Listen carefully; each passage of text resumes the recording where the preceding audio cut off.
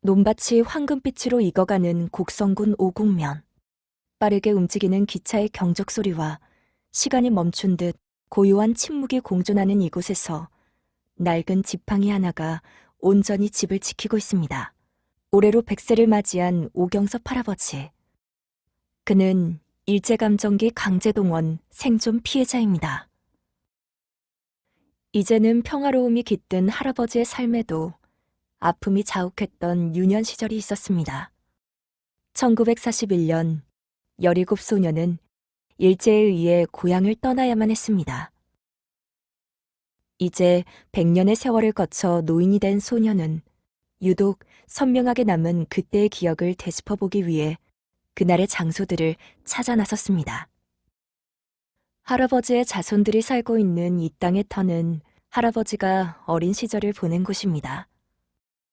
풍족하지 못했지만 온 가족이 서로 도우며 살았던 어린 시절. 할아버지는 17 어린 나이에 징용 통보를 받고 이곳을 떠나야만 했습니다.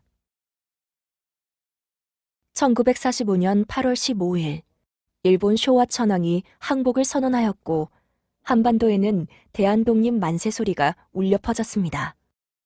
2차 세계대전의 종전, 일본의 항복과 함께 강제동원의 시간도 막을 내렸습니다. 할아버지는 6년 만에 고향에 돌아갈 수 있게 되었지만 그 과정이 순탄치만은 않았습니다. 1965년, 박정희 정부는 그동안 단절되었던 한일 외교 관계를 정상화시키기 위해 한일 청구권 협정을 추진했습니다. 그 결과 일본 정부로부터 무상 3억 달러, 차관 2억 달러를 받게 되었고 한국과 일본은 다시 외교 및 영사관계를 수립하였습니다. 그러나 박정희 정부는 협정을 통해 얻은 자금을 강제동원 피해자들을 위해 사용하기보다 경제개발을 위해 사용했습니다. 강제동원 피해자 및 사망자에게 돌아간 비용은 전체의 9.7%에 불과했습니다. 강제동원 피해자들은 고령의 연세로 인해 남은 시간이 얼마 남지 않았지만 한국 정부도 일본 정부도 손을 놓고 있는 상황입니다. 피해자들은 자구책으로 법의 힘을 빌려보려 했지만 그 역시 끝이 보이지 않는 험난한 과정이었습니다.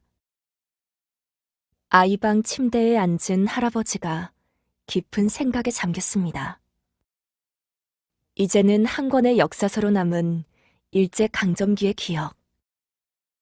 하지만 할아버지에게는 아직도 그때의 기억이 생생합니다.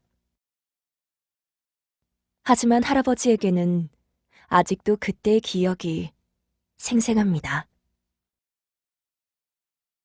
하지만 할아버지에게는 아직도 그때의 기억이 생생합니다.